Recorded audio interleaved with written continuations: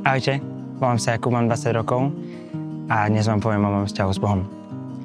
Už keď som bol malý, moja babka sa ma snažila vlastne viesť ku viere, ale vždy to bolo povrchové, nikdy to nebolo o mojom vzťahu s Bohom, ale len o chodení do kostola alebo o dodržaní nejakých pravidiel.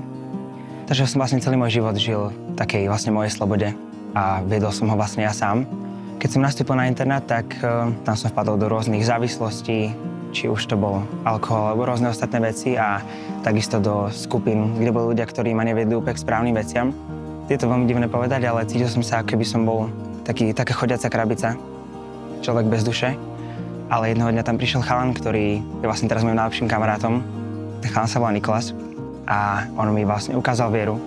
Ukázal mi, že je vlastne kresťan. Mohol som sa o tom vlastne s ním rozprávať. A nikdy som nebol taký, že by som nejako odsudzoval, vždy som bol práve, že otvorený tomu počúvať z nejakého dôvodu. Vždy som cítil, že tam je niečo viac.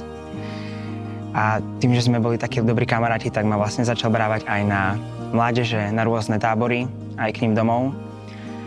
Až ma jednoho dňa zobral vlastne jeden tábor.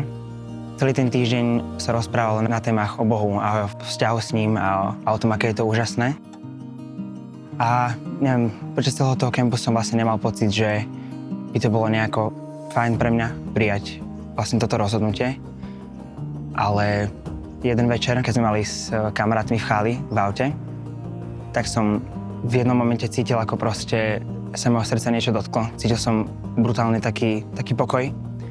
Cítil som, ako sa mňa úplne všetko opadlo a proste som neskutočnú lásku, neskutočnú radosť.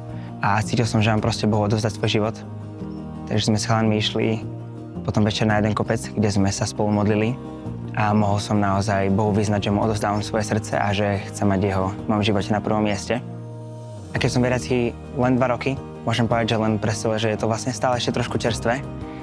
A napriek tomu cítim, že ma Boh povoláva do určitých vecí a každý mu odovzdávam takúto moju túžbu pre službu. Ale vidím, že Boh si ma naozaj vo veľa veciach používa. Aj keď to pre mňa je veľa stresujúce a možno sa hanbím, tak mu to všetko odovzdám, pretože viem, že to všetko sa deje pre niečo väčšie, vlastne pre Boha a oslavujeme Jeho a chválime Jeho, nie nás.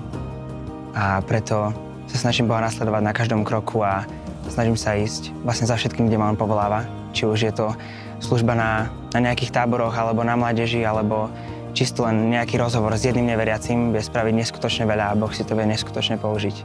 Boh ma oslobodil od všetkého, od všetkých tých závislostí, od všetkých tých úzkostí a depresí. A vďaka nemu môžem žiť naozaj teraz život plný radosti a lásky. Boh ma učí, ako milovať druhých, ako pracovať s určitými myšlenkami, ako pracovať s mojím hnevom.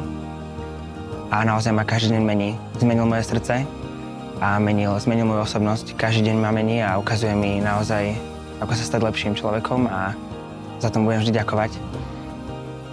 Takže vám môžem povedať, že Boh vás naozaj nikdy nesklame.